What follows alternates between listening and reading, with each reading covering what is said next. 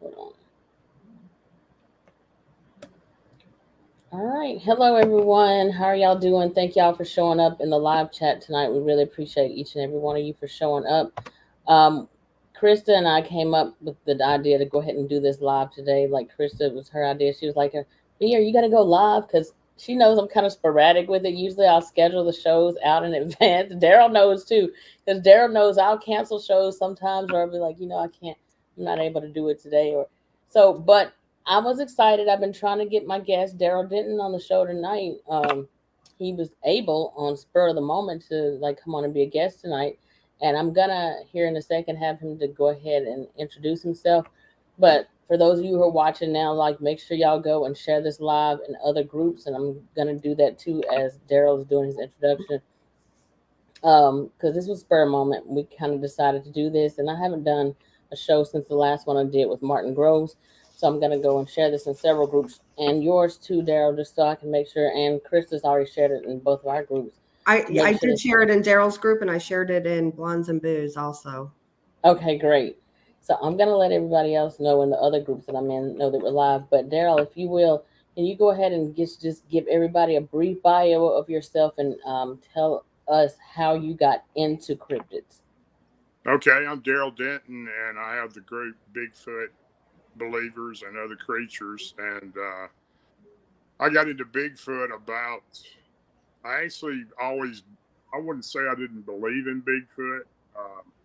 I had my first encounter in November of 1992. I'd Mm-hmm. always thought that Bigfoot pretty much lived out west, if it was real or not, out toward Washington or Oregon or British Columbia, that area. So that's Mm-hmm. how I got Bigfoot, actually, my first encounter. And Okay.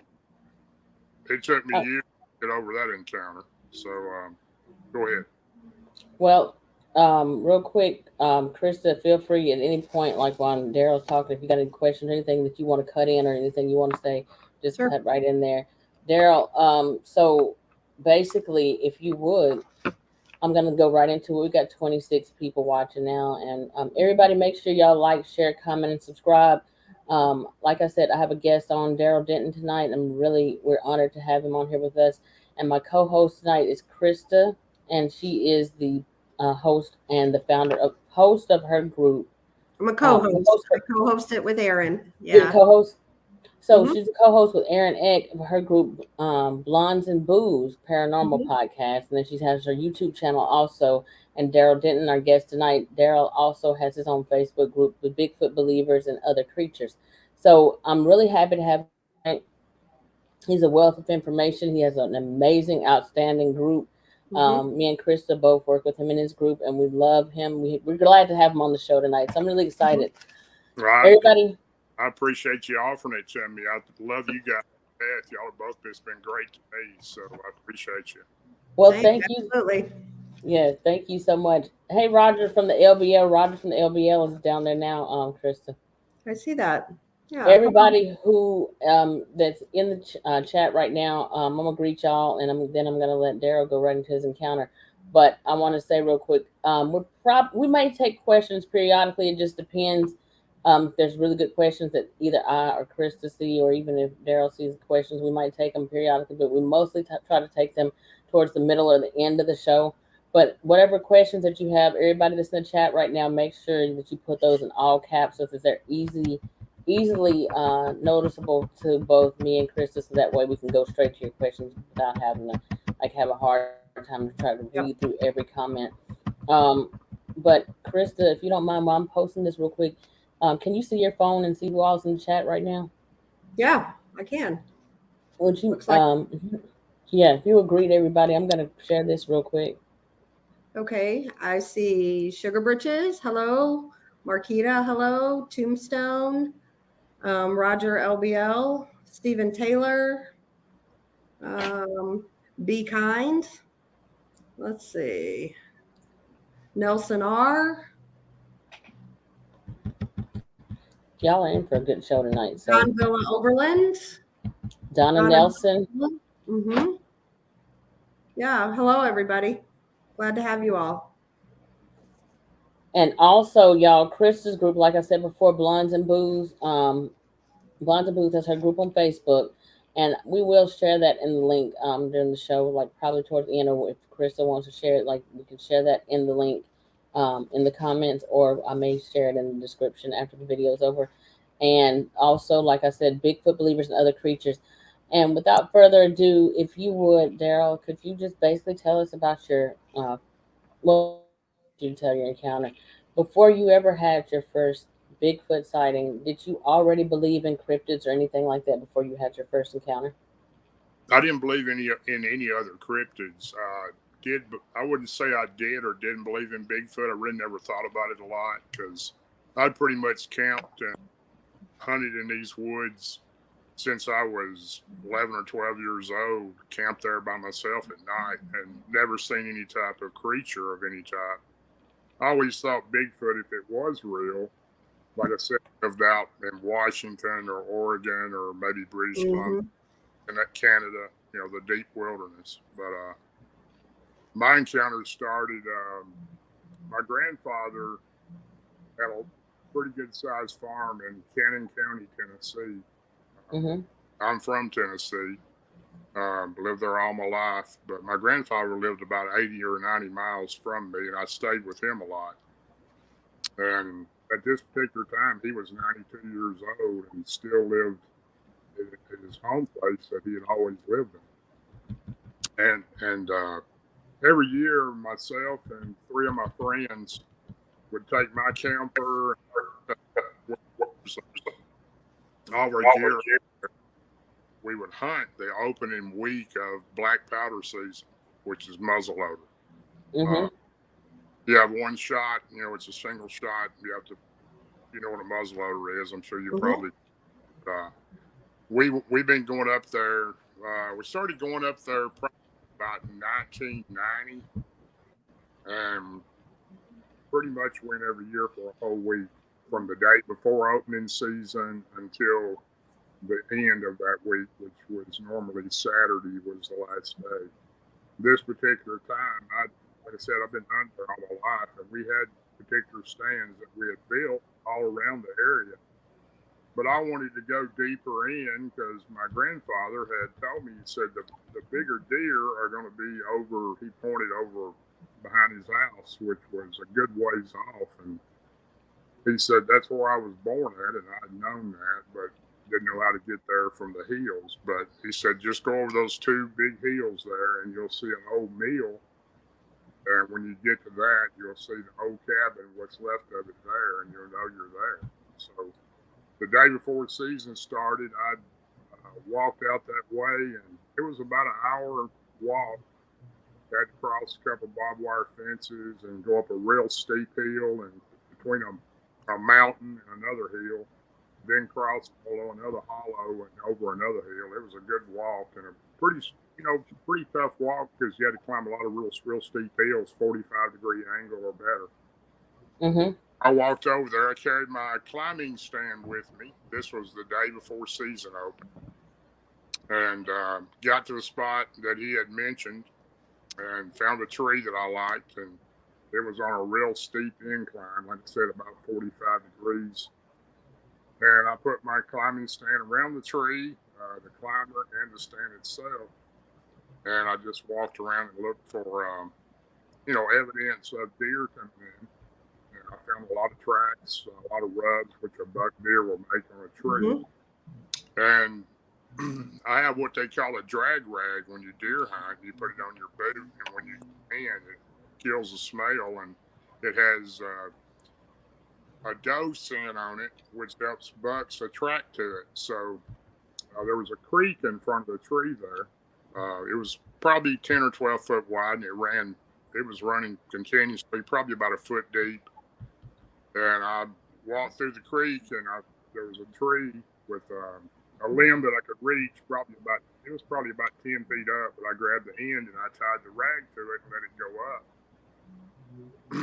And that's an important part as I get into the story of what happened to me. So, yes. So I got all set up and climbed in the tree there where my stand was and made sure I was comfortable and cut a few limbs off where I could hang my binoculars up there, fanny pack, and my extra loads, muzzle loader. And walked around a little bit. Looked like a great place. And so I headed on back to the house, to my grandfather's house. And next morning, he always got up at 4 o'clock in the morning. Even at his age, he still had cows that he milked and regular farm chores that he did.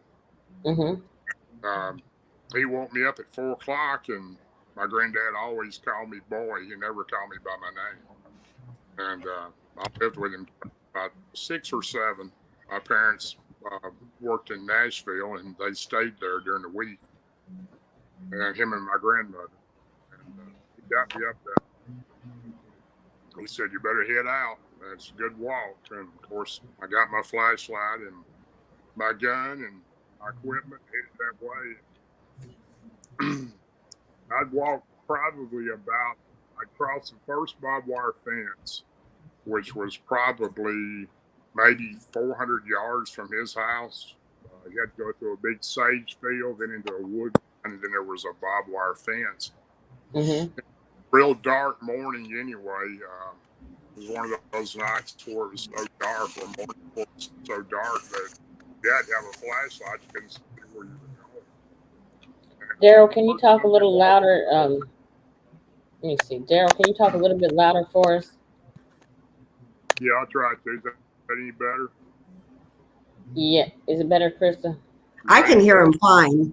And can y'all hear him okay in the chat? Let us know, because we might sound a little louder, but y'all let us know if if y'all can hear him loud and clear.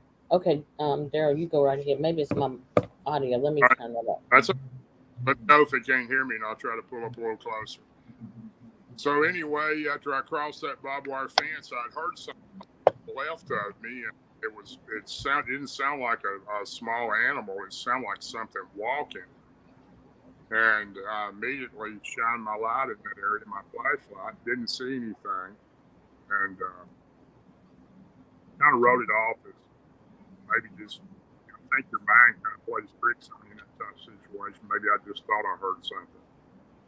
Mm-hmm. So I went on a little further, and I climbed over the first big hill, and at the top of that hill, there was a fence I had to cross, and I crossed it.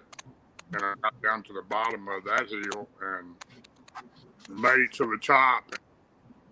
It was a lot further in the dark than it seemed in the daylight, because I didn't know exactly where I was at. But after I crossed that hill, I got down to the bottom to the creek, and I followed the creek way. I found my stand, flashlight.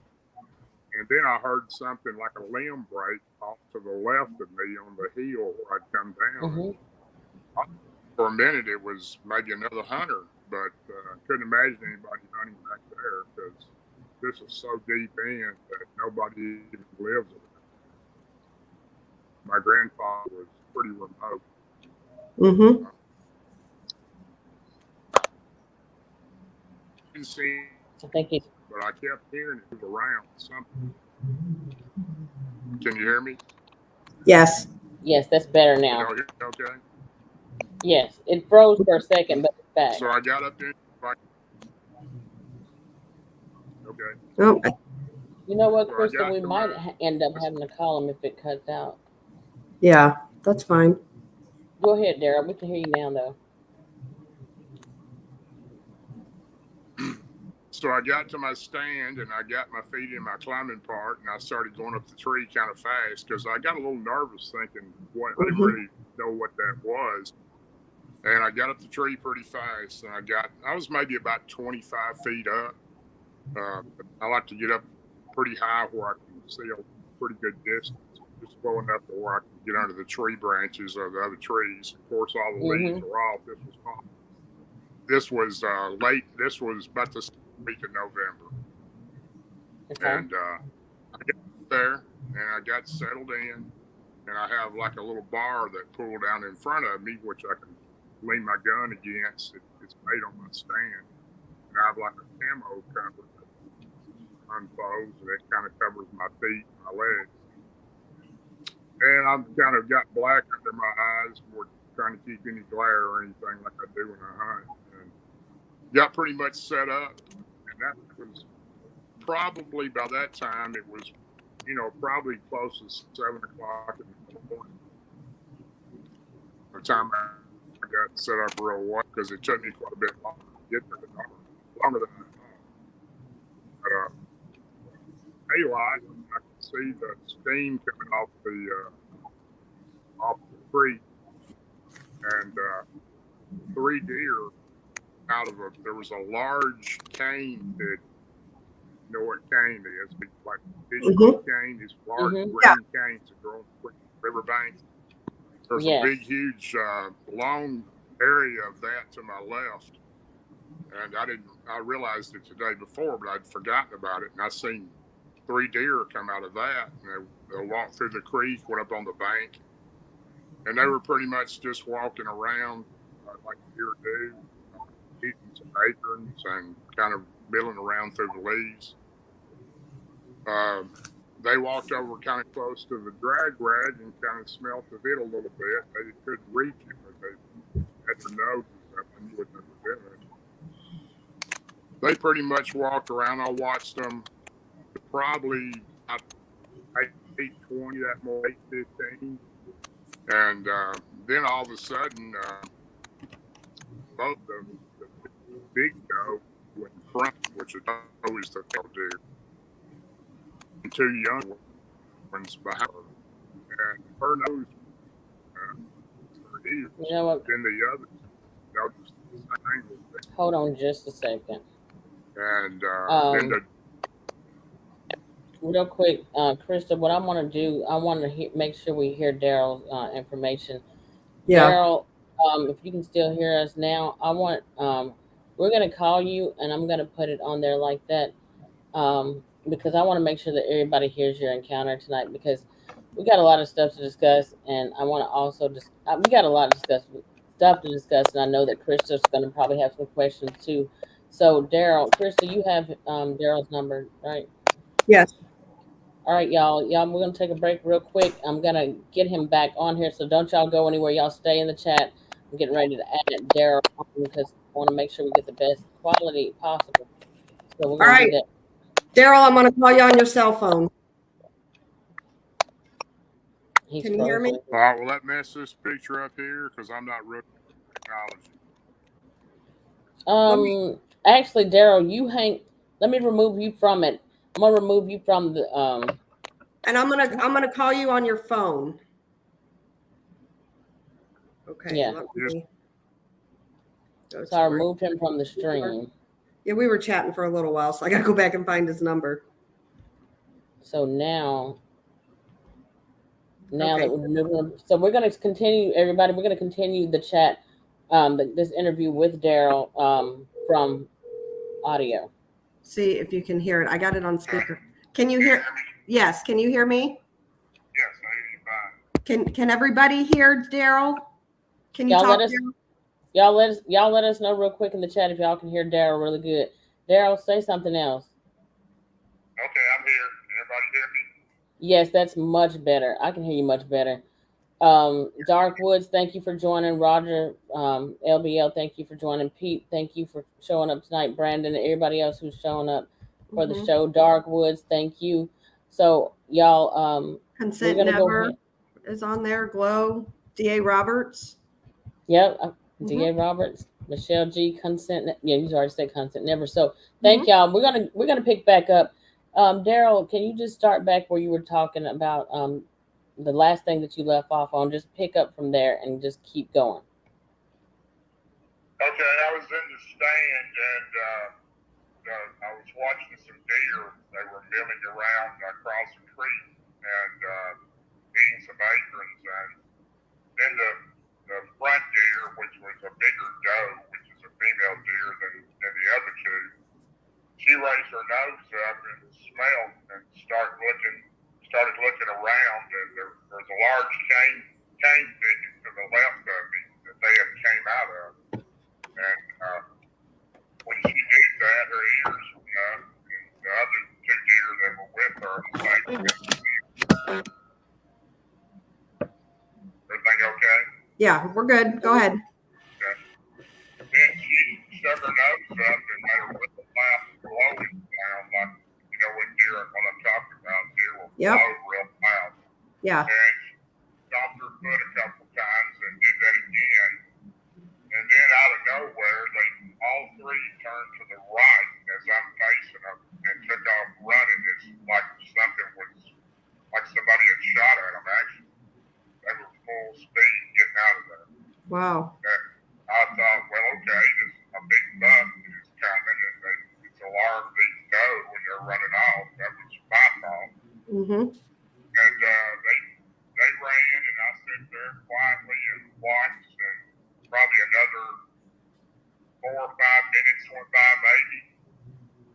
And then I seen the cane to the left of me. This cane was about probably 12 or 15 foot tall, had a lot of green. Cane doesn't actually lose its leaves like trees or anything does. It pretty much stays foliage all year round. Mm-hmm. This cane thicket started moving. I mean, like really moving. I was thinking, what in the world is this? It must be a massive buck coming out of this. And there was probably 15 or 20 of them moving and swaying back and forth. And I was looking, and I pulled my gun up, thinking it was a buck that was going to step out. And then this creature stepped out. And I really couldn't believe my eyes what I was seeing. I really was thinking this is impossible. This thing stepped out of the thicket, took about 2 steps, and jumped the creek with one leap. And the creek was a good 10 foot wide. And landing on the other side. And by this time, I don't get scared very easy. I've camped in these woods. Got this far in. Hold on 1 second, Darrell. People are having issues hearing you. So Darrell, do you have any earbuds or Bluetooth that you can put in, or can you put the phone? Because I think what it is, the distortion is coming from speakerphone. Since you have it on speaker, if there's any way that you have any earbuds or Bluetooth that you can put in, that would be great, because they're having a hard time hearing you on here. Is this any better? is that any better? Can somebody answer? Y'all hear me now? Is it still on speaker? I have him on speakerphone. Yeah, but he's on speaker too, I think. Darrell, if you could take it off speaker, you can keep yours on speaker, Krista, but Darrell, if you can take yours off speaker, that creates a distortion. If you could do that, let us hear then. Take it off speaker if you can. I'm off speaker. I can barely hear you guys. We can hear you great now. That's perfect. Is that good? Yes. I can hear you. You can't hear me? Yes, I can, but I don't know if the audience can hear you for sure. So can somebody please comment? Can y'all hear Darrell now? Can y'all hear me now? I think they can, Krista, because you still got him on speaker. I just had him to take his off speaker, but you got him on they're speaker. saying so yes, they can. Yes. And that's better too, right, y'all? Like, let us know if that's better. I think it's better. It's Brandon much better. says it's still not loud enough, but Peter says he can hear them better. So anybody else, just if y'all turn up your audio. Turn up your audio and Banks, almost the Outer Banks. I'm on the ocean and the internet's not good here, so my phone doesn't pick up well either. Sure. Understand. But if you can't hear me, let me know. So I'll try to go on and talk more into the speaker here at the bottom so you can hear me. Okay. Sounds good. That's much better. This creature stepped out, and like I said, I'd hunted these woods all my life, and since I was a little boy, camped in them and spent the night in them by myself or with my friends or my cousins that would come up, and never even seen anything like this. But this creature stepped out, it jumped across the creek, it took about 3 steps, and looked around and then looked right at me straight up in the tree, eye contact, staring at me. And by this time, like I said, I was scared very easy. I've been around a lot of stuff that doesn't scare me. That will probably scare a lot of other people. But it looked at me, and when it did, it walked about another maybe 10 foot and stopped almost level with me looking. I'm on a 45-degree angle on the side of a hillside in my tree stand about 25 feet up, and it's straight ahead in front of me on the other side of the creek, which is probably, I'm guessing, a good 50 yards. looked at me. It showed me its teeth. And when it showed me its teeth, and I seen how big this thing was, the first thought in my mind is, this is impossible. I can't believe what I'm looking at. Mm-hmm. But when it showed me its teeth, it kind of gritted its teeth. I was so scared that I couldn't even breathe. I've never been that scared in my life. I didn't know I had that kind of fear in me. Right. But I just knew this thing was going to jump across the creek and just come to rip me out of the tree stand. But my next thought was, well, should I fire? Should I shoot this thing?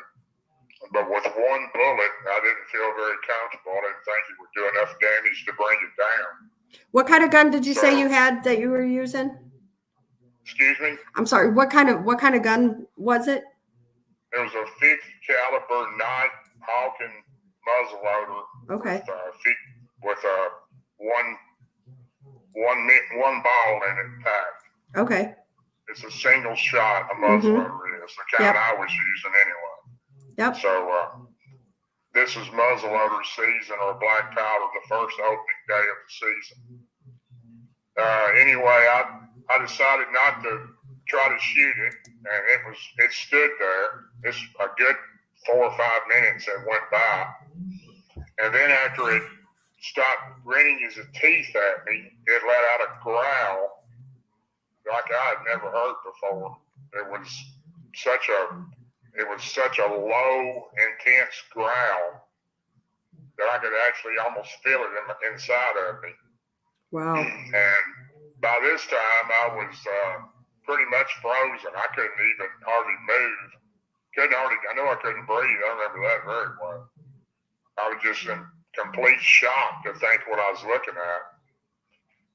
And then it let out a yell that I've never heard. It was so loud, and it echoed all down the hollow that I was overlooking. And looked at me, walked over to the tree where the drag rag was that I'd hung up, grabbed the drag rag and smelt of it, and then just ripped the whole limb completely out of the tree and threw it on the ground. Wow. Then it just turned around to the other direction and walked into the brush. And by this time, I didn't know what to do. Climb down the tree stand or what. So I jumped, and I'm up about 25 feet, maybe a little less or a little more. And of course, it's a pretty good jump. I jumped with my gun. I left my binoculars up there, everything I had up there. I just jumped out of the stand, and when I jumped, I was on such a degree of probably about 45-degree angle. I slid all the way down in the leaves, all the way into the creek. Hey, real quick question, Darrell. So when you first made eye contact and he made eye contact with you, do you remember what the woods were like? Was it quiet? Was it, just, did you notice anything odd? No, I really didn't. I was really so terrorized, I couldn't even believe what was happening. Right. I don't really remember that part. Okay. I know exactly that this happened at 8:23 in the morning because I used to wear those old Timex Iron Man watches, and they had a little button you could push on the side, and when it was dark, and it would show the time. And I remember looking down at my watch, and it was 8:23 when I seen this creature. And I probably got to witness the creature for maybe 5 or 6 minutes. It was not in a hurry, and it wasn't scared of me at all. Yeah. When I jumped out of the tree and slid down into the water, I grabbed my gun and I took off running to the right down the creek. And then I went up the side where I'd come in at. And when I got up to the top of the first hill and crossed the barbed wire fence, I looked back. I kept looking back to see if it was following. I did not see it.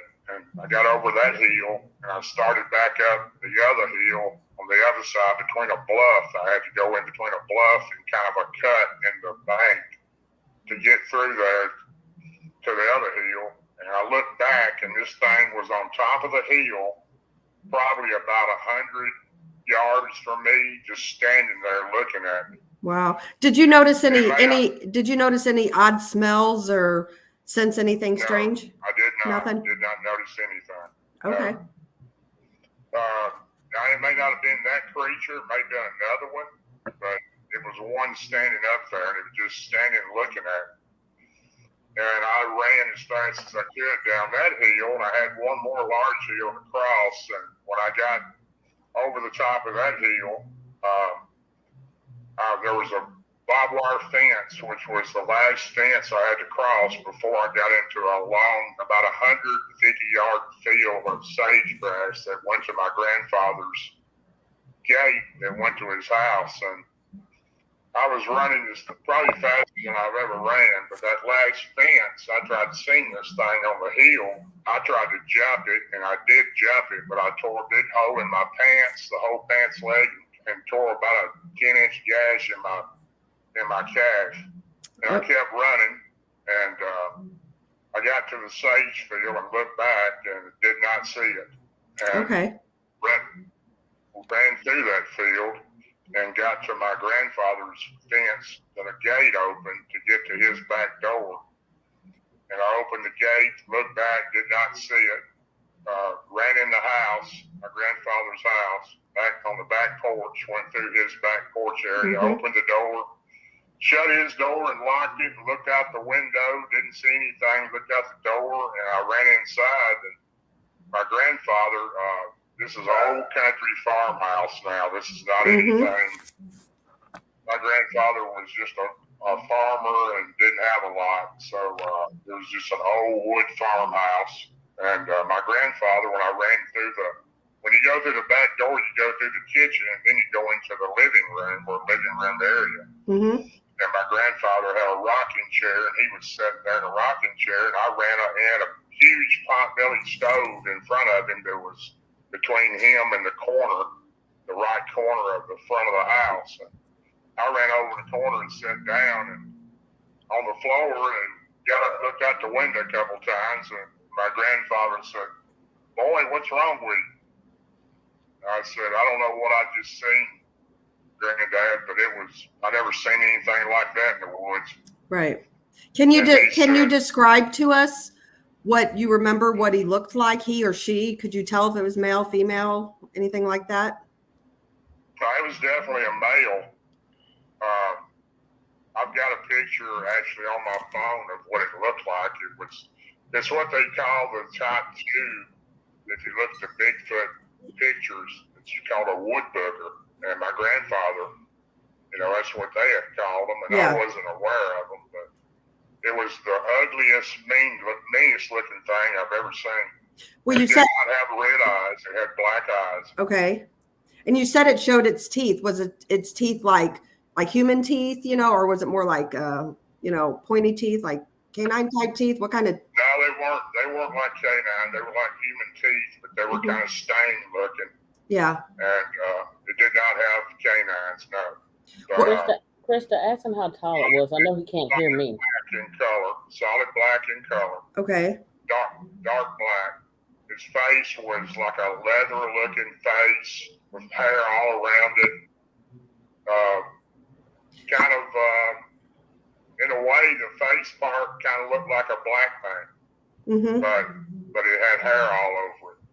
How tall would you say it was?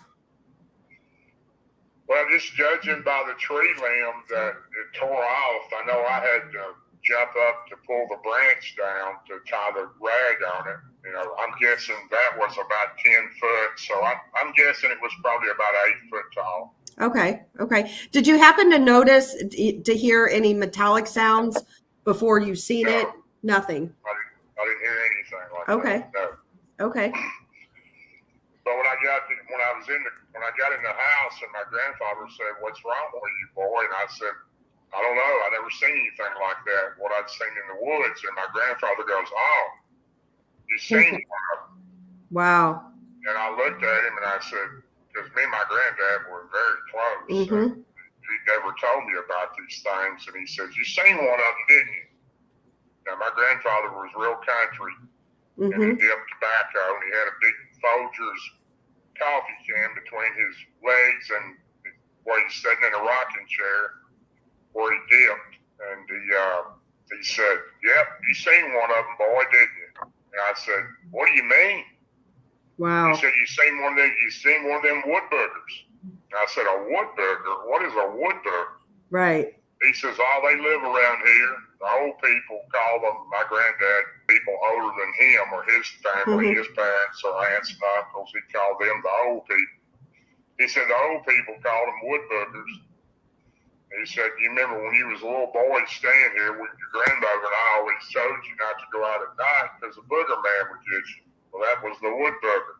Yeah. I said, well, why didn't you tell me about these things? He said, well, if I'd have told you about them, you wouldn't have hunted and camped in the woods, and you wouldn't have spent the night in the hayloft, and you wouldn't have enjoyed yourself like you always have here.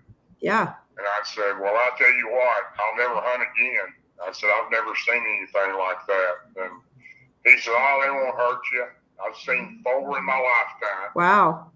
And I've heard many of them hollering, yelling, and everything else. And I said, you mean you've lived here all your life around these things? And he said, when I was a young boy, little boy, about 7 years old, we lived in that old house where you were hunting.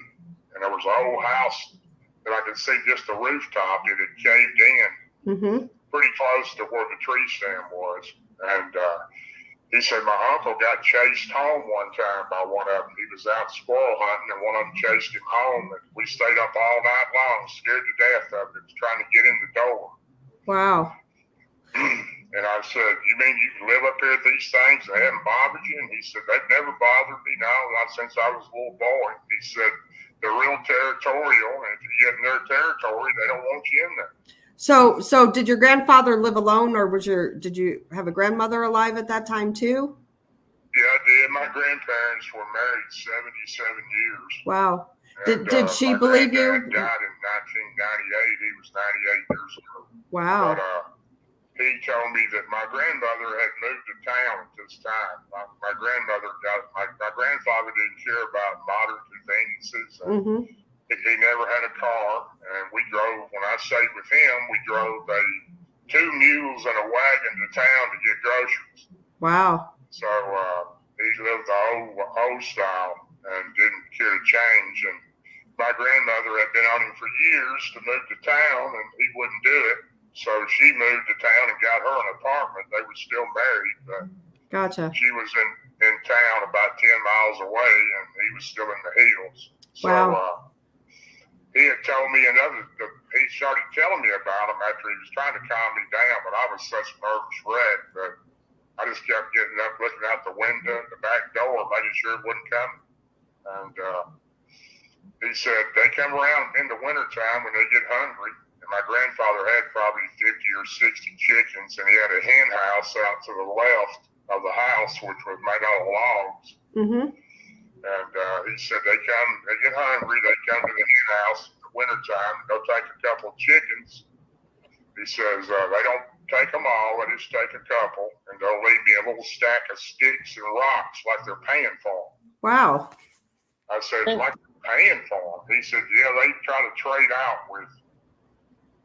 I said, I can't believe you never told me about this. Wow. He said, but he never told me about them, and that was a pretty good story, him telling me about the sticks and rocks. I don't know exactly what he meant, but I do now since I've researched all the years. But he said they never bothered him. He'd be in the field working at times, and he'd look up and he'd hear one or he'd see one. But Krista, have him to hold on for a second after he finishes that. Hey, Darrell, hold on 1 second, BS. Because I know he can't hear me because we don't have him on. Well, you got him on speaker, but he can't hear me, I don't think, can he? Can he hear me? Can you hear? Yeah, he can hear you. Okay, that's why I hadn't been talking. I didn't think he could hear. So, Darrell, so before you had your first sighting, like you said that your grandfather had told you saw one of those wood boogers. Had you ever seen had he ever talked to you or ever had y'all to come, you and the other kids, to come in the house like by a certain time before? Oh yeah. Well, all my cousins were there, and I had 13 cousins, and they were all boys. And we always had to come in at night. We couldn't be out at night unless we're on the front porch with a light on. Mm-hmm. So now we had a back porch there with a light on too. And my grandfather at that time, he didn't have any indoor plumbing except water. You had to go to the outside facility to use the outside toilet, as we called it. But he didn't have any indoor plumbing for that. He just had running water. But they always made us come in at night. They would tell us, "You need to come in because the booger man will get you." And I said, "Okay." We just thought it was an old folk tale thing to get us to come in and not play, so we did. But Right. My grandmother had told me stories about not to play out in the woods at night. But that's when I was younger. When I was 12, 13 years old, I camped in the woods, not as deep in as I was, but probably 200 or 300 yards from his house. I would camp down there, have a fire, and I'd camp by myself plenty of times, or my cousins or someone would be with me. Mm-hmm. The funny thing about it was all my buddies were there with me. And we had my camper out next to my grandfather's barn, and we had it plugged into my grandfather's outlet at the barn. And we had lights on and TV and everything else, and a big grill where we could grill and everything. And I went out to the. It took me a while, but my buddies had come back from deer hunt that same day, and I went out and sat with them. And we had chairs out there, and I kind of mentioned to them, I said, "Y'all ever seen anything in the woods up here?" And they said, "What do you mean?" I said, "Anything that looked kind of like a Bigfoot?" And they started laughing. They said, "Man, you been drinking or something?" I said, "No, I ain't been drinking." So I didn't say anything else about it. Right. But, Quick question, Darrell. What year did this happen? This was November the 6th of 1992. Okay. So we're 30 years almost. Yeah, 30 years almost. Yeah. Wow. And I've never been back to that spot since. And I guess my stand's still there unless it tore it off the tree. But I've never been back. Now, my grandfather's passed now, and that property belongs to somebody else. So that's why I didn't give the exact description of where it was at. But it was in Cannon County, Tennessee. Now, Tamara wants to know if you still hunt. I didn't hunt for about 7 years. I had nightmares for, the first week or two I couldn't even sleep. Wow. And matter of fact, my friends were out there in the camper, and I would always camped out there and stayed in the camper with them. The camper that belonged to me, I pulled it out behind my truck up there every year. And I didn't even stay in the camper. I stayed in the house with my grandfather and one of the rentals he had. And they stayed in the camper. And they hunted the rest of the week. And, I kind of went out with them, but I didn't go out there at night. And they knew something was wrong because that wasn't like me. Yeah. So how... I didn't get any more detail with them because I could tell they thought I was just making up something. Right. So, how old were you at the time when that happened? Let's see. I guess I was in my 20s. Okay. I don't know exactly how old I was. I have to add it up, but it was definitely the most terrifying thing I've ever been through. It took me years to change my life. That one day changed my whole life. Sure. Was that your only encounter, or have you had more since then? Oh no, I never did anything like that. But I stayed out of the woods. I didn't hunt anymore, and we still went up there. Now 2 years after that, we still went back in my camper, did the same thing again. They hunted. I didn't hunt. I told them I just didn't want to hunt anymore. Right. They couldn't understand why, but I didn't get into details. I just hung out at the camper while they were gone, or went in with my grandfather and spent time with him. But, wow. I do have a question real quick for him. I want to know, like, how far do you live from the LBL, or do you live close to there at all? Well, when I'm home, my place is in Robertson County, Tennessee. So Marty and I both live it's about 72 miles to the LBL. Okay. It's about 72 miles from Paris, from where the conference was to my home in Tennessee. Yeah. Right now, I'm staying up with my children up in between the Virginia Beach and the Outer Banks up on the ocean. Okay. They live up here. Okay. And after that first sighting that you had, did you have any more sightings after that? And do you have activity on your property actively still today? Oh gosh, I had plenty of stuff after that. I guess, I didn't hunt anymore. I guess it was about 2000. I was trying to think the other day what year it was, but I had a place on the Cumberland River, about 30 miles from Nashville that I fished all the time. I'd fished there since I was a kid. Mm-hmm. Me and my buddies would go there after high school, after football practice. We'd go fishing, or if we didn't have football practice, we'd go fishing on the river. We had a spot that was pretty far down. You had to get out and park and walk probably a good 200 or 300 yards to a spot that was level. Mm-hmm. And that's where I had my second encounter. Wow. So that I wasn't even thinking about there ever being that type of creature down there. Sure. That's really what stopped me from being so terrified of them. So, I was fishing there by myself when I had my encounter. Mm-hmm. I didn't realize there was an encounter to my third trip by myself because my buddies didn't want to go. So I went by myself. You want me to get into that? Yes, please. Yes. So I was down on the river, Cumberland River. I parked my car. There's an old water plant there. You can park your car. They knew me around there, and they'd let me park my car there, and I'd walk through the back of their property, and walk down this trail that we had made from fishing there all those years. And I was fishing down there, and this was about 2000, and let's see, it was probably, no, I take that back. It was probably about 98. Because it was about 7 years since what had happened to me. Okay. And I was fishing down there by myself and had fished there forever. And I never seen anything. I mean, nothing. And the water was up this particular time. The river had been had a lot of rain, and the water was pretty high. And I couldn't get to the exact spot that I fished to because the water was over that spot. So I fished a little bit above that. And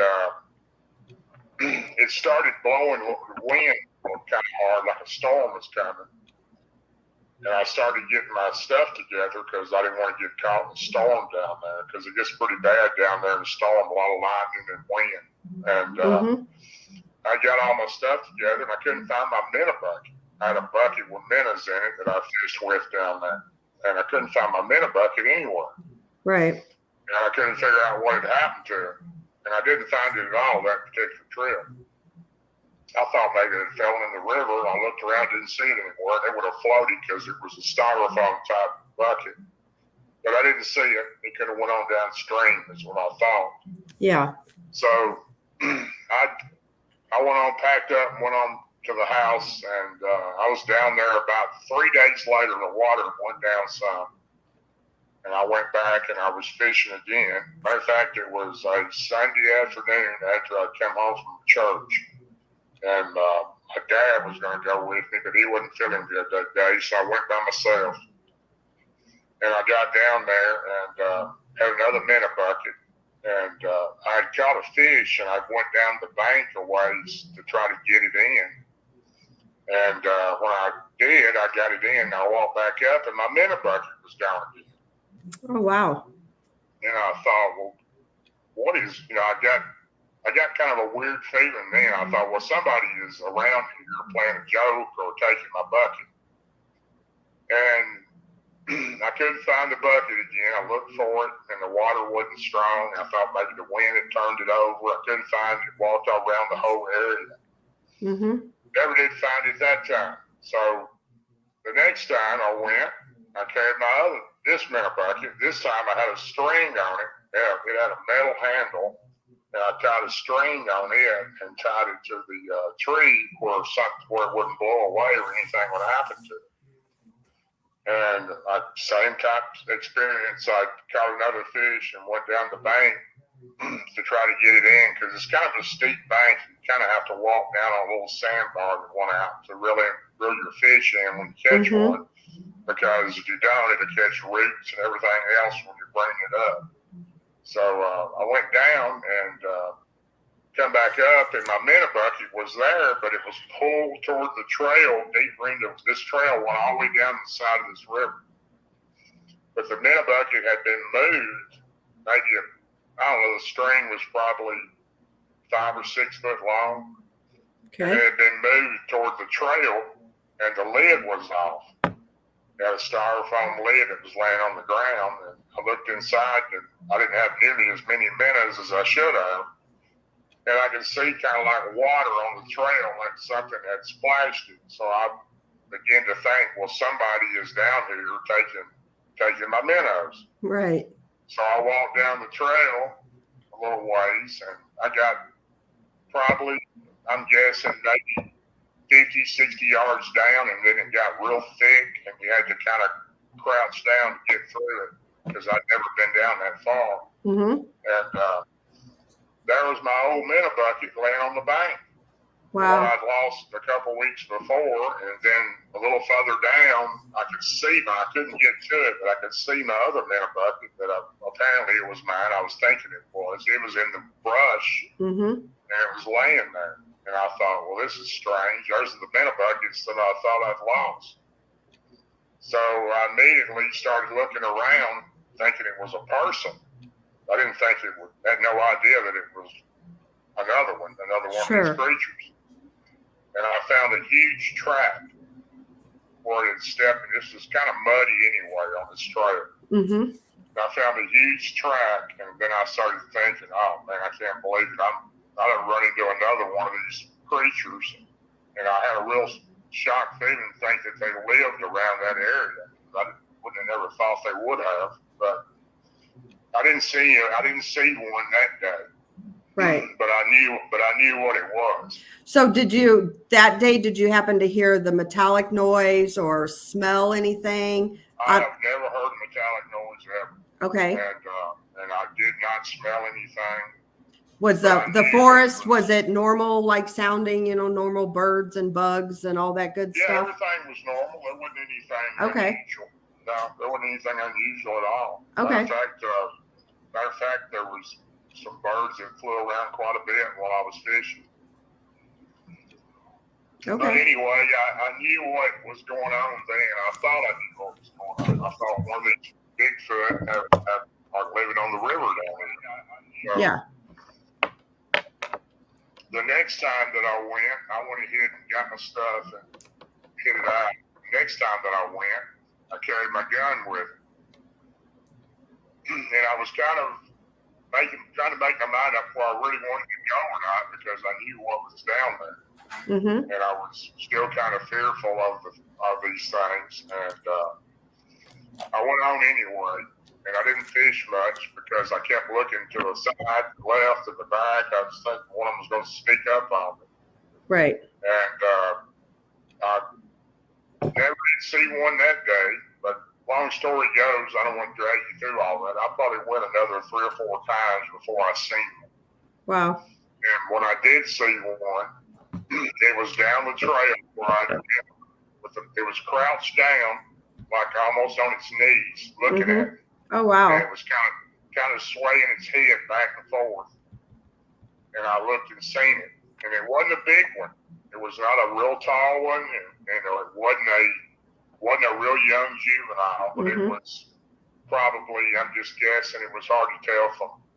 But it wasn't a real big one. It wasn't heavy. It was thin. I'm guessing it was probably, 5 foot tall. but it kept swaying back and forth looking at me. And then when it seen me, it noticed that I had seen it. It ran off to the left. And this area that I'm talking about has got a lot of ivy and real thick stuff that would be real hard to get through. And it ran off to the left. And then I got all my stuff and I left, kind of nervous as I was about it, and because I knew that I'd seen one. Right.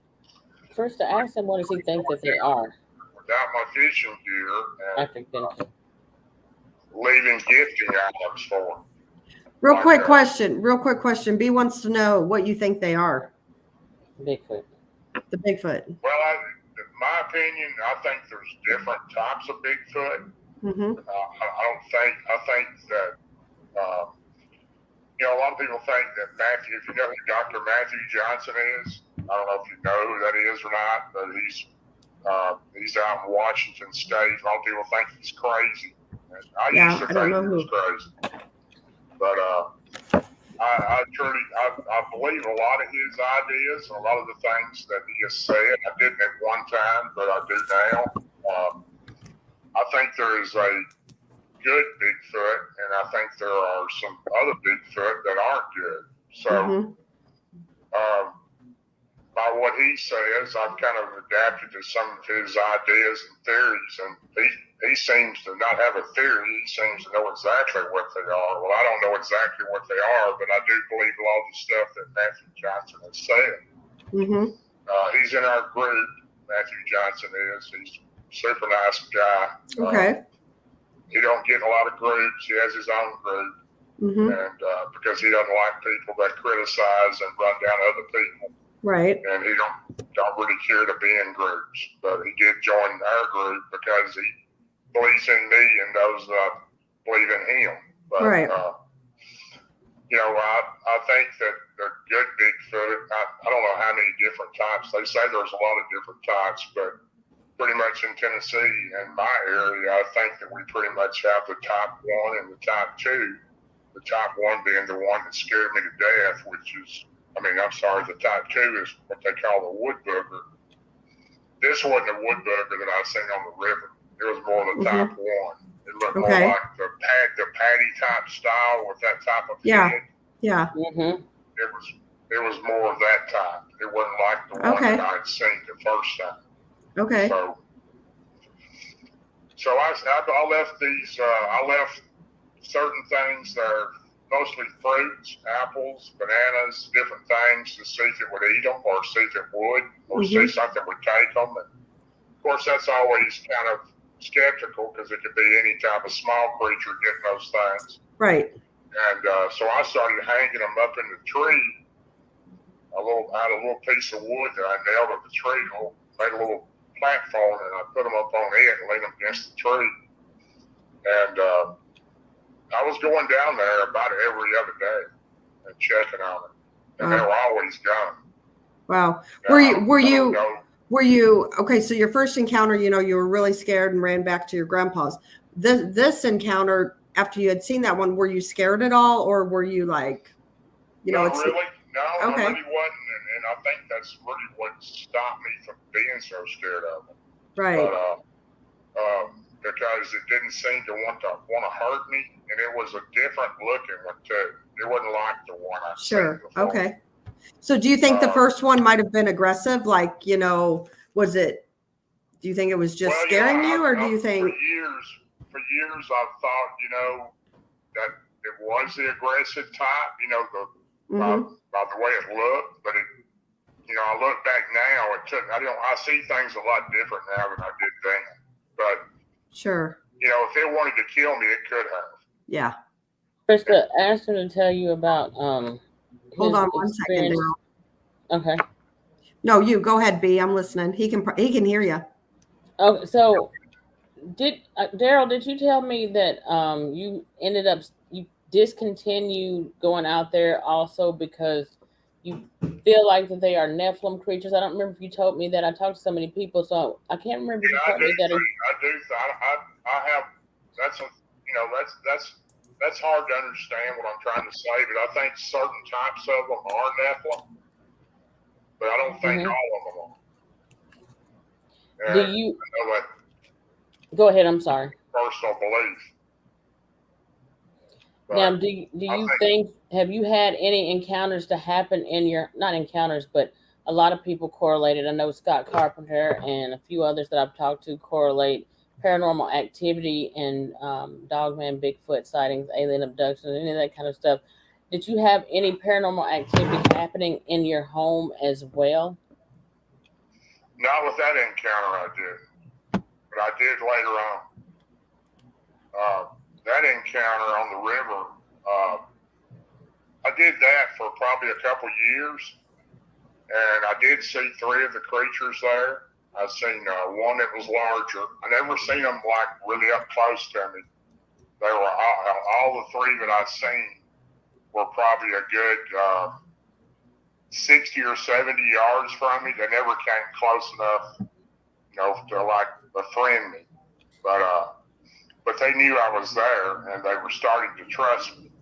Mm-hmm. I would leave them things, and the thing that I left them that I really realized that they were really intelligent is when I left them a whistle, a plastic whistle. I left them a plastic whistle. I bought a bag of plastic whistles. There's like 10 of them in it for a couple bucks. And I put one, and it had a little string on the end of them. It's a plastic whistle, and it's a tiny little string on the end. You could hang it up, and I hung that up on a couple of tree branches, several of them. And I was down there when I was going in there. One of the times I went in there, I could hear those whistles all through the woods. They were blowing them everywhere. Wow. And then I knew, these things were intelligent because Right. they figured out how to blow the whistle. Right. So, but then again, I did see 3 of them, a total of 3 the whole time I went there. I never had a mind speak to me or anything like that. I've heard people and I know what mind speak is now by what I had after that. But that particular area down there, I kept going down there for about 2 years, and the reason I quit going down there and visiting them because the county came into that area down there and cut all those woods and trees down in there. I didn't know they were doing that, but I went in one day to gift them, and it was just practically level. You could see where they had been in there with dozers and everything, and just tore it all to pieces. And Wow. And then I didn't never see them again. I don't know where they went or if the county had seen them or what, but that's pretty much ended by going down there. I had thought that I could probably befriend them because I could tell that they did trust me. They would come out on that trail and look and go back in, or they'd sway their head back and forth. Right. None of them ever tried to get aggressive with me or mind speak with me or anything that was out of the ordinary, in my opinion. Okay. Do you think you had this, the later encounter, like, so I had Jessica Jones on my show last night, and we kind of were talking about, like, once you see, like, if you're open to it, do you believe that's why you seen had the other experiences because you already had one, so you were kind of open to it? I definitely know for sure that certain people have something in them that attracts them. Right. Because I know hunters that's been out in the woods for 30 and 40 years, and they don't ever have an encounter. Right. And then other people will go out like myself, and they'll have numerous multiple. encounters. Right. That's Krista, I don't know what that is, but apparently these creatures sense that in you, and I know they're super intelligent. So yeah, exactly. They're a lot smarter than people give them credit for. And Absolutely. I do not think they're an ape or anything like that. No. So. Okay. I think B has a question for you. Okay. Yeah. I have a question. I wanted to know, like, basically based on what you've seen, the tree structures and stuff like that, some people used to think that they were nests or shelters and stuff like that. But what I've kind of come to the conclusion of, I believe that might be the case sometimes, but based on what I've seen structures, and I have like one really huge structure that I found next to the Flint River here in Huntsville. I'm gonna say a couple of years ago, and what I'm thinking now, based on some of the other encounters I've heard, I'm thinking somewhat that some of those are ground blinds. What do you think about that?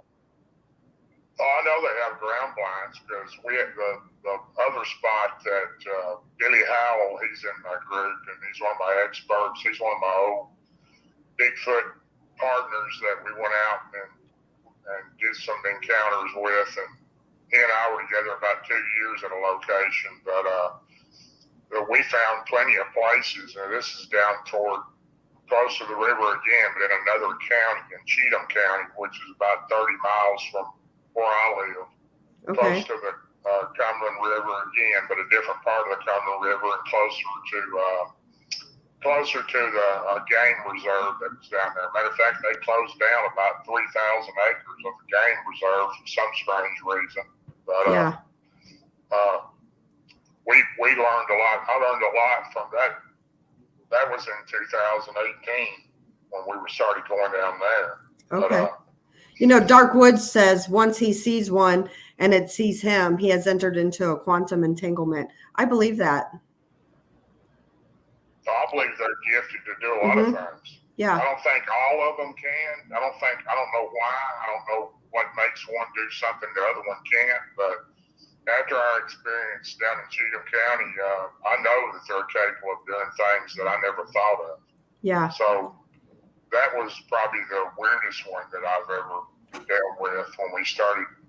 We had a friend of ours that we went to school with that Billy knew him and I did too. And I went to school with his brother and I knew him real well. And he's also in this group and maybe listening tonight, but it's his actual place. That he called me and he called Billy, and Billy called and said, "You want to go down and help him out because these creatures have got him scared to death down there." This particular person drives a diesel truck, big rig from Nashville to another state, and he's gone about 5 days out of the week and makes one run there and one run back from New York and back. Right. And his girlfriend lived in the house, and these things were coming up on the porch and taking their watermelons and stuff. They had their fruits and vegetables off the porch and scaring their dogs to death and even looking through the window at her. And we went down there, and that was this was my third encounter that I've had. But we went down there, and we stayed down there quite a bit and heard them, but couldn't see them. And, right. Gotcha. We parked. He's got a long gravel driveway, and it's pretty remote where he's at too. But we parked in the driveway, and we went back behind his garage. Reason why Billy knew they were there because he was deer hunting down there. He's got a ground blind, which is a blind on a plastic type blind, right, on the ground that you sit in. You can look out. And he was hunting down there, and one of them walked right by him at about 5:30 in the morning, scared him to death. Wow. He was in the blind, and it just walked right by. Matter of fact, we had a picture of that particular. He had an actual picture of it, a really good picture. Really wow. close. And it was a female. Wow. But we started going down there, and David, the person's name is David, and he was scared for his girlfriend because he was gone. Yeah. And we started going down there every weekend, and sometimes during the week, and we'd sit in the driveway at night. And she was going out at night, and whatever scraps she had from the kitchen or from the dogs or whatever, she was dumping them out to the side next to the wood line, and that's what was bringing them in. They were eating that. Yeah. But I have another question for you real quick. Okay. B wants to know what you think about missing people in the national parks. Do you think it's, Cryptid related. yeah, cryptid related, or do you think, people just I think disappear? it's a combination. I think it's a combination of certain things. Mm-hmm. I think there's some kind of higher being that we even know of out there. I don't know what it is, because when people disappear, they don't find anything, not a weapon, not a backpack, not anything, no nothing. Right. And then when they do find them, at times they're in water or they're next to water. A lot of times Sure. they have their clothes completely off. So, I think it wouldn't surprise me that some cryptids aren't doing some of those, but I don't think Yeah. they're doing them all. Yeah. But I would agree. going. Like Jessica told me last night, she said, Bigfoot and Dogman, they get a lot of blame for things they didn't do. So I kind of, I think they do. Yeah. Yeah. Now, these things can cloak, I can't say what I've seen down at this particular place. I did not see it cloak, but I seen one go behind a tree, and this tree was in a pretty fairly open area. And Yeah. it went behind the tree, and there was nowhere else for it to go without us seeing it, and it was gone. Wow. It was right behind the tree. It wasn't anywhere behind another tree. It was like a tree in the middle of the open, a big tree by itself, and it didn't come out anywhere. Yeah. So I guess if it cloaked, it did. I don't know. I didn't witness it turning into a cloak or anything like that, or I didn't witness any portal or anything like that. But, Yeah. these particular creatures down there, I think the weirdest thing that the first time I'd gotten scared again, it's kind of scary when you go in there at 10 o'clock at night in the complete dark and you're 200 or 300 yards back in the woods. There's a swamp to the left of us, and that's where we seen the funnel where they had stacked trees, all kinds of trees up on both sides of this trail, and they were pretty high where they were making the deer go down in that funnel where they could get them. And Billy found all kinds of, Billy Howell, my partner down there, he found all kinds of deer bones, carcasses, what was left of them. At the end of that funnel, they were hiding behind that and ambushing the deer. Yeah. Yeah. So I know that happened down there, and I didn't witness it, but we seen enough tracks and everything we needed to know what was getting the deer. So why do you think that the government is covering up their existence? Because the national parks is 100% my belief. Because if you tell people there's some creature running around out in the woods that's 10 foot tall, 8 foot tall, and it could possibly harm you, national parks take in about $2.5 billion a year. Sure. You start telling people that there's creatures out there that could possibly hurt you that are running around the woods, including Dogman and Bigfoot, they're going to drop off quite a bit on their visitors. Absolutely. So, have you ever encountered a Dogman? I've never seen a Dogman I'd never seen one until last October here where I live now. Oh, wow. I'm not here all the time. I go home about every 4 weeks and visit my mom and dad there, and my daughter and grandson. But here, I had a lady that I talked to a lot of the people around here in the morning at a local. It's kind of like a gas station, but it's kind of like they have sandwiches there in the morning. And I sit in there occasionally and talk to those people and drink coffee. And had a lady that come in one morning, and she was real shooken up. And I could tell that. She was at the counter probably 20 foot from me. She had her little, I'm sorry, it wasn't a lady, it was a man. He had his son with him. The lady was in the car. He was asking the gentleman that owned the store there, he's an Indian type guy, and she had asked him, did he know anybody that could come out and look for some kind of creature that was bothering their goats? Right. And that caught my attention when I heard that. Mm-hmm. And the guy sitting next to me, he just said, "Oh, that guy's crazy. You don't know what he's talking about." And I got up and went outside and followed him to his car. And I said, "What kind of creature do you think's bothering your animals?" And he said, "I don't know what it is, but whatever it is, it's killed my goats." And we had 4 goats, and it's killed all 4 of them. And I said, "Well, how do you know it's not a coyote or a pack of dogs? Mm-hmm. How do you know it's a creature?" He said, "Because of the footprints." Wow. And I said, "Well, what do the footprints look like?" And he was trying to explain them to me. So I said, I didn't really understand what he was talking about. I didn't understand it. And he gave me his address, and he was probably about 20 miles from where I'm at now. Mm-hmm. And he asked me if I'd come out there. And I did. I went out there. This was last October.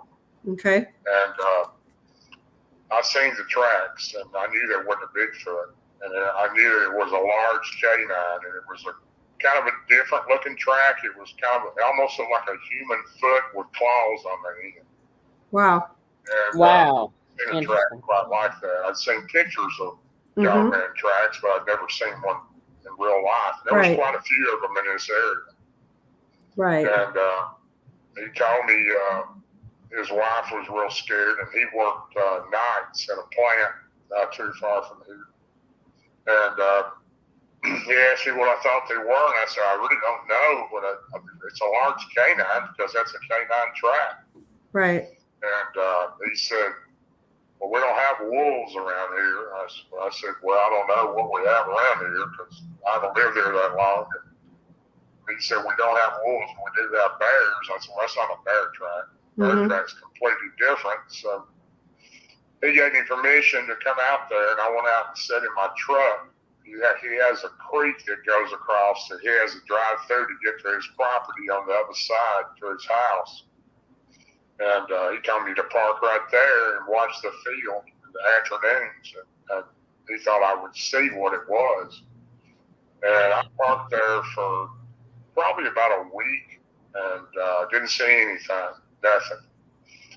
And he called me up and said it was here last night. And I said, "Well, how do you know it was here?" And he said, "I could hear it outside." So did he say what he heard? You know, what it sounded like or anything? Or he heard it. He said it sounded like something growling, a rumble type growling, is how he explained it. A rumble type growling. It was walking around his house. Oh, wow. And he was scared to go outside, him and his wife and his son, of course. And I walked around his house. I didn't see any tracks. Of course, it was mainly grass. I couldn't see anything in the grass. But anyway, I told him I would come back out there, and I said there's a hill overlooking that cut that goes down. It's like a driveway goes through it. Goes through the hill, then it drops off and goes through a creek, and goes back up and turns to the left of his house. He said, "If you'll set up there, you might see it." And like I said, the first week I went out there, I didn't see anything. And then the second week I went out there, I didn't see anything.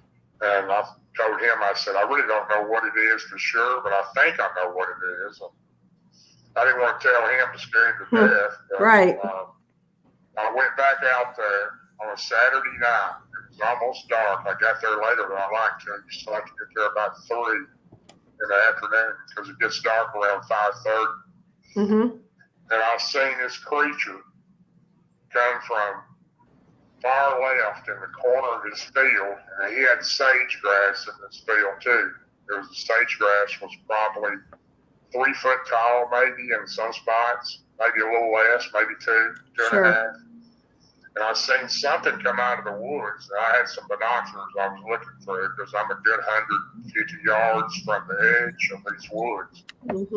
And I seen this creature. I seen something moving first. It was black.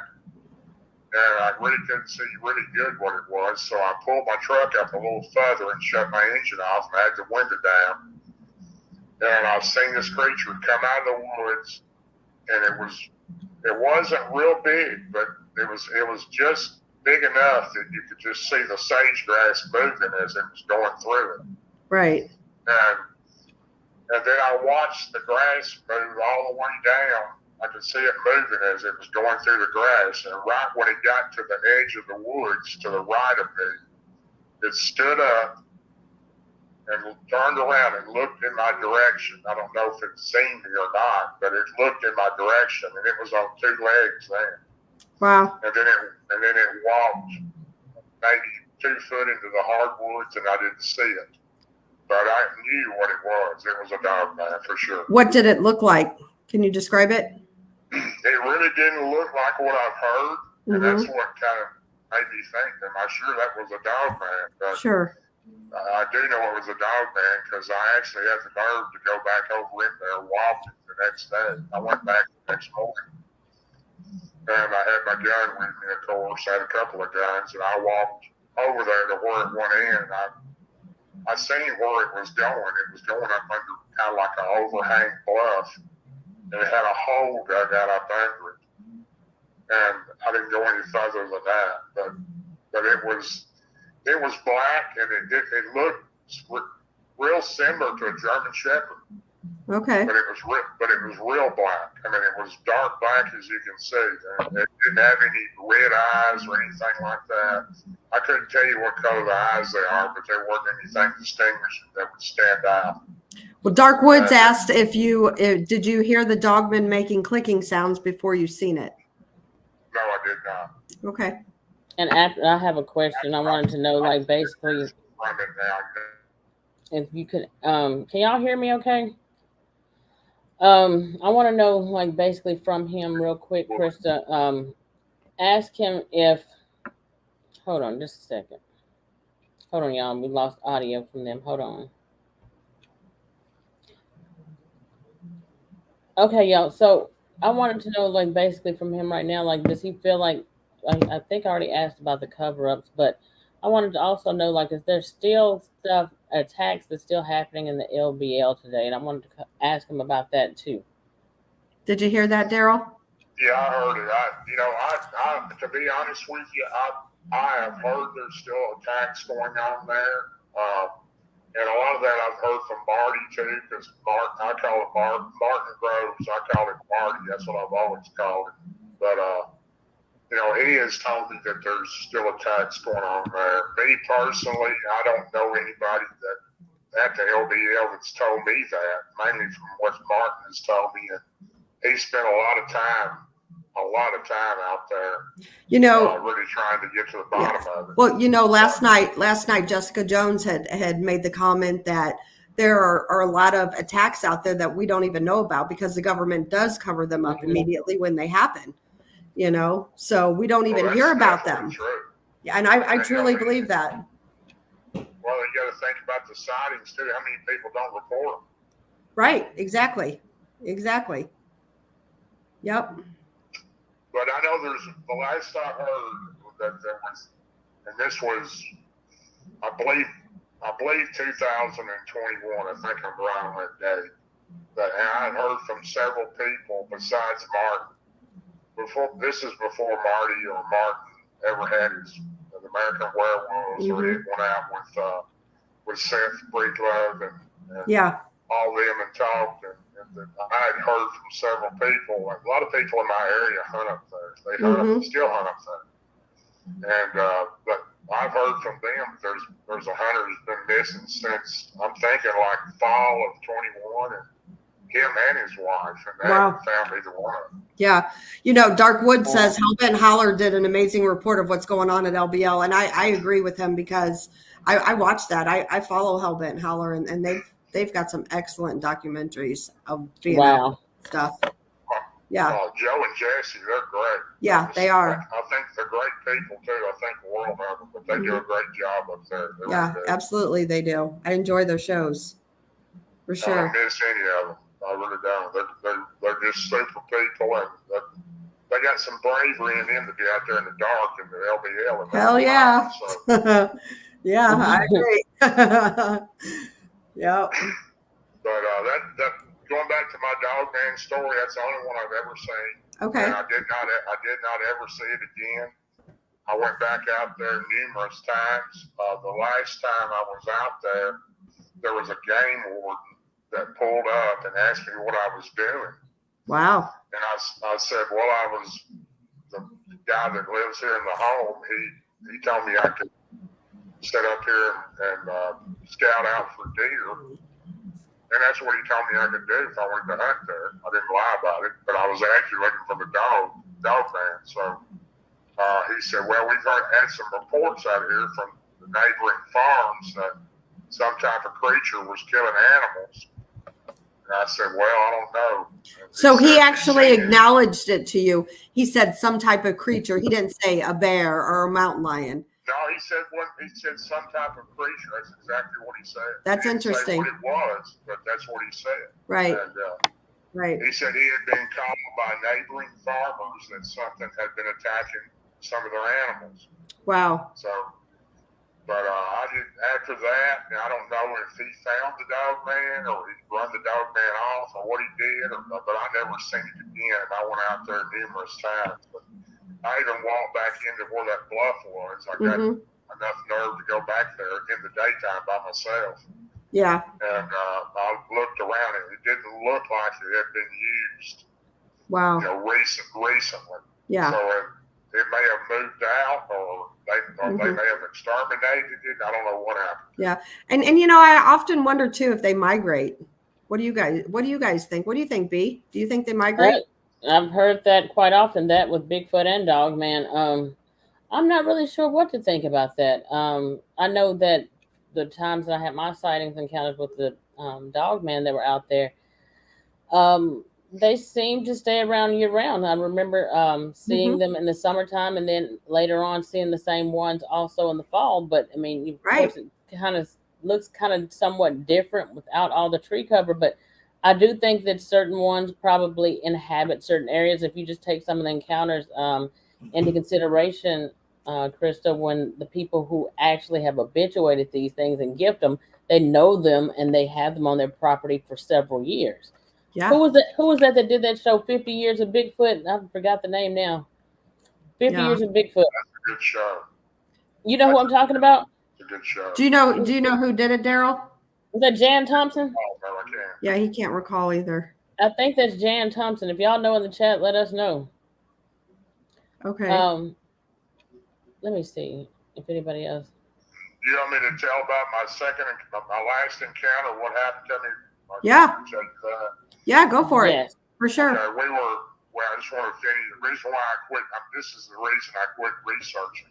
I got friends that still call me on occasion. And, Charlie Raymond of KBRO, Kentucky Bigfoot Research. Charlie is a friend of mine, and he even camped down there at our spot in Cheatham County in a tent one night, a couple nights, 3 nights, I think. He came down and hung out with us. But what happened to us down there, Billy, my partner, he had seen the large one several times, and he said one of them was 12 feet tall.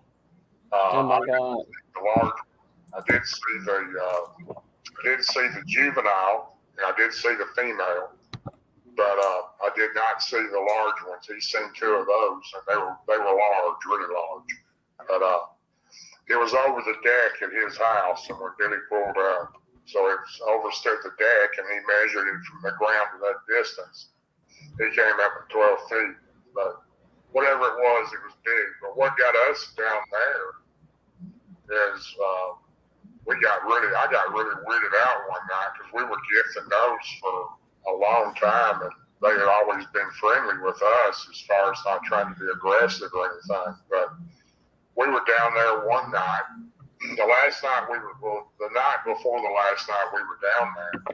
It was about 1:30 in the morning when we heard them coming in. You could hear them coming because their limbs breaking and there's just noise. You can hear them moving around. And there was, we were sitting, Billy was probably 50 yards to the left of me, and I was sitting between a big tree, but it had forks, and I could see over the forks. It wasn't real tall tree, but it was big around, and I was sitting behind it. And I seen this. It was probably 100 yards maybe, I seen this light coming through the woods. And it was so bright, it looked like somebody was carrying a light bulb. And I could see it come over a rise, and it went down to the depth, and I couldn't see it. Then it come back up, and it was so bright. It was on the ground walking. And it was almost to me, maybe 5 foot from me. It was walking right to me. Wow. I didn't know what it was. And I had my 35 pistol in my side, and I pulled it out. I was ready to shoot whatever it was because it was coming right to me. And Billy hit the flashlight from where he was at. And as soon as he hit it, I know it was crazy. Hold on 1 second. Hold on. I'm going to mute a second. All right, so I'm going to speak to y'all in the chat real quick. Hello, Chris Kramer. Thank you for joining us. Be More Bigfoot. Thank you for showing up. Mr. Wilson, thank you. Jan, Gail, I really appreciate y'all. We are getting ready to shut it down. I love him. I'm gonna let him finish telling this encounter once he comes back on. So, I but I think I'm apologize. Sorry. probably gonna bring him back for a part 2. But hello, Chris Kramer. And Chris, I got to get you back on the show again. We got to talk. I will reach out to you soon because I never did get to finish yours. I had him on co-hosting with me the last time we tried to get Darrell on the show and the audio was out. But thank you for showing up. Jimmy Crackhorn, thank you also. But without further ado, Darrell, you can go right back into what you were telling us. And then after this encounter, guys, we're going to shut it down for the night.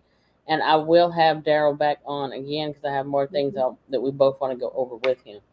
Yeah. Okay, thank you, Bettina. All right, this light bulb looking thing was on the ground. I didn't know what it was. It was just so bright, like a light bulb you light up and like you turn a lamp on it. It was that bright. It was white. And it got almost to me, and my partner Billy to the left turned on a real strong flashlight he had and shined on it. I was about to point to shoot it because I didn't know what it was. But when he hit the light, it turned into a possum. I know it sounds crazy, but I actually looked up about a possum, and it says when they get nervous or frightened under a black light, they can light up like a pinkish white glow. I had no idea. I didn't have a black light, but this thing wasn't pinkish white glow. It was like white glow. And the weird thing about it was when he turned the light off, it turned around and walked back in the direction. It wasn't lit up then. It was normal. And it went back toward where it came from. I knew that because I could kind of see it till it went out of my eyesight in the dark. And then these two massive, they were big. They were about the size of a beach ball. There was 2 of them. And I've actually got a picture of them. They look smaller in the picture, but I probably took 50 pictures to get the 2 with my cell phone. These 2 big, huge orbs came straight down from where the possum had come from. And they were like orange, pink, and red. They were pulsating. There was 2 of them right next to each other, and they were about a foot off the ground. And we sat and watched those things. They just like, you could see something like pulsating inside of them, like light moving. And we watched them for probably about 20 minutes. And I started getting kind of weird feeling, and I started getting sick at my stomach. And I told Billy, I said, by that time, he done moved up next to me. Mm-hmm. And I said, what are we looking at here? And he goes, I don't know. I never seen anything like it. And I said, I hadn't either, but it's not normal. And these things, our gifting spot was to the left of where these things were, probably about 50 yards. We watched these things slowly go down the hill right to the gifting spot and stop. These 2 round balls, whatever they were. But they were red, pink, and orange glowing. You could see it pulsating inside of them. So we decided, we better be leaving. So we got up and we went out the trail back to our trucks. And there's a road on the other side of this hollow where we were at that you can see in those woods. And we got in Billy's truck and drove down that road. And we're probably 300 yards looking into the woods where we were at from this old gravel road. And you could still see those things pulsating going down through the woods. Just, they went out of sight, finally, until we watched them till they went out of sight. So that was our first really weird thing that happened down there. That weirded us out pretty good because we'd never seen anything like that. And we thought it was very paranormal. Yeah, that's what I was going to say, because, you know, I'm a paranormal investigator, and you know, I've actually seen orbs only one time with my eyes, and that was at a place called Tri-County Truck Stop in Villa Ridge, Missouri. And if I'd see something like that in the woods, I would totally like start looking for ghosts. You know, I wouldn't even think, you know, Bigfoot or any type of cryptid. So that's interesting to me. And Krista asked him, do you think there's a correlation between orbs and cryptids? Go ahead, I'm sorry. Bettina asked about the correlation between orbs and cryptids. You know, I really don't know. I think they're all connected. Mm-hmm. I really do. I think they're connected somehow. I think all that stuff's connected. I'm talking about, I've never seen a UFO, never have. I'm sure they exist. Yeah. But after I've seen Bigfoot, I believe anything exists. So yeah. I think they're all connected in some way. I don't know how, but they all are.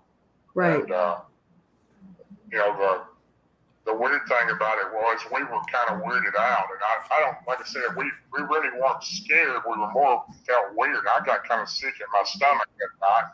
He did too, and I don't know why that happened, but we went back the next Saturday night, same spot, but we didn't go quite as far in. We got Billy's old hunting stand that was on the ground. He was blind, and we had been there probably about 3 hours, because it was close to 1 o'clock in the morning.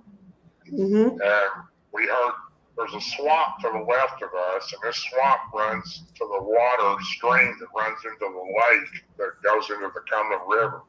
And we heard coyotes coming, a big pack of coyotes to the left, straight ahead of us to the left, probably way off when we heard them.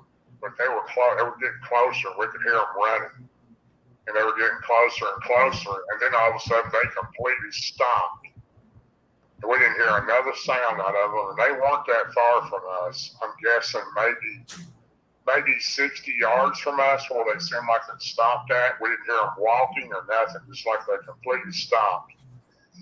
And then we heard a tree knock to the left, close to where they were at. And then we heard a tree knock up on the hill to the right, right after that one. And then it was just a few minutes, these white orbs about the size of a softball started flying in between the trees right next to Billy and I. And there was probably 5 or 6 of them, and they were just slowly flying around the trees and going around. And about that time, the guy who lives there, he was home that weekend. He had a truck, and my truck was there, and Billy's truck was there, and all 3 of the alarms went off at the same time on our trucks. And you could hear them loudly, even as far back as we were. They were loud. And about that time, the lady that lives there called and said, "These things are at the house. They're at the house." And I said, "Okay." So we got up and took off running back that way. And we don't know what caused these alarms to go off, but we couldn't get them to stop. And if we tried to start our vehicles, the alarm wouldn't go off. It kept ringing. They went off for a good 30 minutes, all 3 trucks. And all 3 of us the next day pushed them as hard as we could, and we couldn't get the alarms to go off. So right. These alarms went off for a good while. And the next day, we found a handprint that was massive on the tailgate of David's truck, where something had made those alarms go off. We figured it must have shook it pretty hard to make it happen. But that was the last time we were down there. As far as going in the woods, we parked in the driveway a couple times after that. But we got kind of weirded out with those orbs, and all that going on. But the strange thing about it was when we got back to the truck, my cell phone was completely dead. Billy's phone was completely dead. My watch had stopped, I think at like 1:43 or something like that. My watch was not even ready. And see, I find that interesting because a lot of that, is paranormal type stuff. What I'd be looking for ghost wise, because they pull energy, they drain batteries, things like that. So I find that interesting. Well, that's what happened to us. I don't know if it was paranormal or what. I know the Bigfoot they were there, and we could hear them, but we did not see them, but we heard them. But if we had went down a couple more times after that, they had pretty much quit bothering him. They were still there, but he put I'm thinking it's 8 or 10 foot tall chain link fence all around his house, and he put dogs in there, and he also put floodlights everywhere, motion floodlights. And when he done all that, anytime the light would come on, they would get away. Then he wouldn't be caught in the light. Sure. So, and they're really good at evading those cameras and trail cams too. So all about yeah. They had something to do with Bigfoot. Yeah, like B just said, I don't know if you heard her, but like she said, they're really good with like the trail cams and stuff too. Oh yeah, they know when they're there. If you got a trail cam, they're not going to be around. Right. Wow. Absolutely. Yeah. Well, y'all, we're going to say good night, y'all. We've been on here for about 2 hours now, but Krista and I will both have our guest, Darrell, back on the show again. Like I said, he's a friend of our groups, and he's just a friend of ours in general, and he supports our shows. So we're going to say good night to our guest for tonight, and also all of you. Thank you for having me on, and I'll finish my story when I quit. Was he still telling that? I didn't mean to cut him off. Yeah, he was. Okay, no, go ahead, Darrell. I'm sorry. Finish the story, she says. Go ahead. I'm sorry. Sure?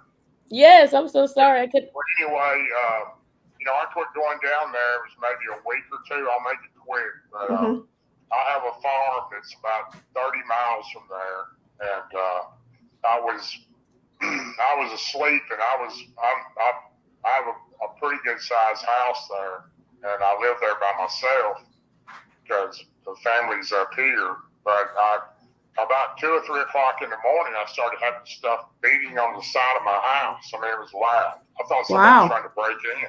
I thought they were trying to break in my house. Now, I'm out in the country. My driveway's 1,800 foot. It's paved drive from the main highway to my house. And I'm way back. Nobody's around me. And something was, hitting the side of my house really loud.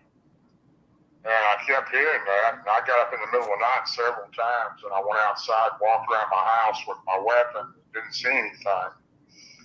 And then I had a bunch of sycamores in front of my house, big sycamore trees, and some small ones next to a ravine that drops down before you get to my barn. And I went out one morning drinking coffee. I have a big front porch, and I went out to sit down, drink some coffee, and I noticed that my sycamore tree the smaller one, something had broke it in half about 10 foot up. The top limb that was probably 3 or 4 inches around was broken and hanging down. And I thought that was kind of strange because it was kind of in between some other trees, and we hadn't had any storms or any wind damage on anything else. But I thought, well, what would do that? And I walked down and looked at it, and it wasn't just broken. It was like twisted broken. And every night about 3 o'clock in the morning, something would start banging on my house. See, that's the kind of stuff that freaked me out. Then my horses are in the front barn in a field with fence around it. They were going crazy one night. Wow. After that banging started, so I walked down my driveway with my gun and turned the lights on in the barn and walked around the barn, and the horses were so scared that they had come out of the back field. They were up on the front gate toward the front of the barn against the driveway gate, where they didn't even want to go close to the barn. Wow. And I never seen any of them or seen any creatures of any type. But these horses they were really scared. Yeah. And then I started noticing, and this is a strange thing because I didn't even know this a couple of months ago. A friend of mine told me about it. But my horses had like their mane on their neck was braided. Mm-hmm. And I'd asked my little girl, "Did you do that to the horses?" She goes, "No, I didn't do it." And I said, "Well, somebody's braided the horses." And I just found out a couple of weeks ago from talking to another friend in the group that these things are braided as horses. They call it witch's braid or something. Yeah, that's a true story. You know, I went to here about 3 weeks ago. I went to the Bigfoot Museum in Bailey, Colorado. And part of their display was it said that the Sasquatch, Bigfoot, that they braid the hair. But my only thing was, and you know, I have horses as well. And some of the braids, what they showed on the pictures, and you know, I mean, I'm not sure I'm 100% a believer in that, only because like the braids that they were showing, the braids, my horse, I have seen her many times with that same kind of braid, and she's a spooky horse, so I know she's not going to let a Bigfoot get near her. You know what I'm saying? Yeah, I'm not, like I said, I'm not sure. I'm not saying they don't, but my personal opinion and my beliefs as far as the braiding, at least that kind of braiding that they were saying was done, it almost looked like a swirly, you know, swirls in the mane. And my particular horse, there's no way. I mean, she's a spooky horse anyway, and I know she's not going to let a Bigfoot around her, you know? Well, I almost believe they have enough. I think they have powers where they can probably make the horse stand still. I think. Yeah, maybe so. Maybe you're right. Yeah. But I don't know if that's what done it. It may not have. Sure. But I don't know. I don't have any idea who would have done it. So really nobody there that would have done it. But yeah. Anyway, I had a lot of other things happen around my house too. I had a lot of stuff started disappearing. Wow. What was really strange is I had probably 20 cats in my barn and around my house. They're just cats that, you know, like farm cats. Sure. And they all disappeared, every one of them. Really? Not any of them. And I had a pretty good sized herd of deer that lived on my farm, and they would sleep in the front yard at night. Some of them would, especially the does and the fawns, and there were several good sized bucks, and they all disappeared. I didn't see a deer the whole year. So do you think that maybe do you think that was Bigfoot, or do you think maybe that could be a Dogman? Because I've heard like Dogmen, like they, you know. Well, I don't really know. I think it was Bigfoot, and the reason why I don't know why they were mad at me. Sure. Maybe they were, but I truly believe those things followed me home because I quit going down there, and you know, when I listened to Scott Carpenter's stuff last year, you know, I've talked to Scott, but I've tried to talk to Scott a couple times, but he was talking about they did some similar things at his house. So right. They got all the cats' food, the dogs' food, that was gone. There were just a lot of strange things that happened that had never happened before. Sure. It may have been something else, but I think it was a Bigfoot. I truly do think they were there bothering me. Right. I don't know why, but they were. But I quit. It got so bad that it got so bad the banging at night that I finally rebuked them because I talked to my good friend Michael Patterson, who I helped start Blue Ridge Sasquatch with, and he told me that that's the best thing to do. And Scott Carpenter had told him that too. And I actually did that. I walked all four corners of my property, all four corners of my house, and I said, I rebuke you in the name of Jesus Christ. Leave my home and property alone. Yeah. And it stopped. And you know, you're not the first one I've heard. I listen to a lot of podcasts and YouTube and stuff.